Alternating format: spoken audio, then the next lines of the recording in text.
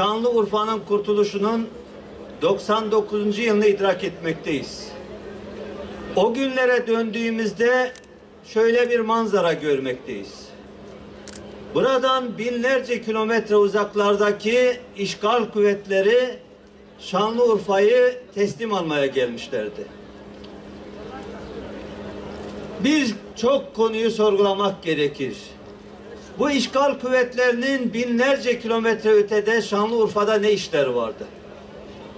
Ve yine bu işgal kuvvetleri o günün kurtuluş mücadelesi sonucu döndükten sonra bu amaçlarından, emellerinden vazgeçmişler midir? Tarihi iyice okumamız lazım.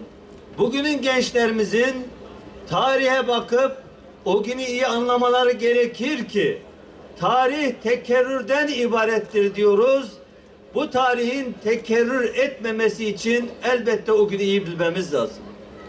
O günkü şehitlerimizi ve geçmişteki tüm şehitlerimizi rahmetle anıyoruz.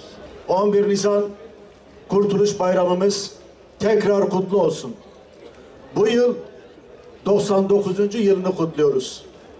Gelecek sene Cenab-ı Allah nasip ederse inşallah daha müteşem törenlerle 100. yılını kutlayacağız.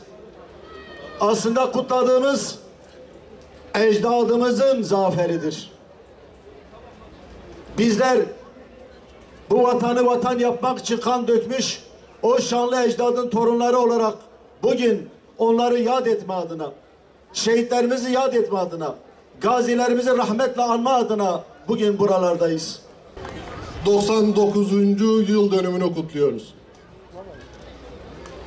Hayırlara vesile olmasını temenni ediyorum. Tarihi, geçmişimizi her vesileyle dile getirdiğimiz gibi iyi bilmemiz, iyi anlatmamız, bu şuuru gençlerimize, çocuklarımıza ve gelecek nesillere iyi aktarmamız gerektiğini ifade ediyoruz.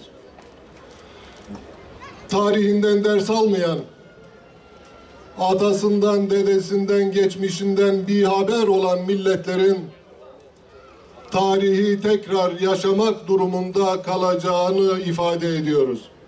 Hayırlı uğurlu olsun diyoruz. Haydi bismillah.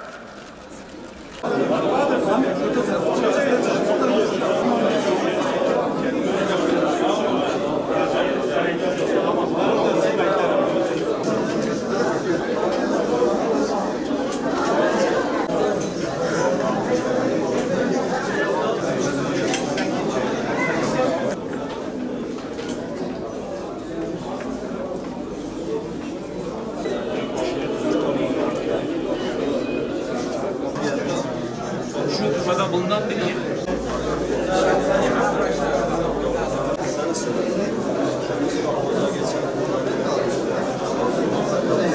Öncelikle Müslüm Akalın hocamıza teşekkür ediyorum. Gerçekten 99 yıl önce yaşanan o büyük mücadeleyi burada adım adım resmetmişler. O mücadelede yer alan atalarımızı, dedelerimizi, ecdadımızı ve onların kahramanlığını bu küçük sergide görmek mümkün.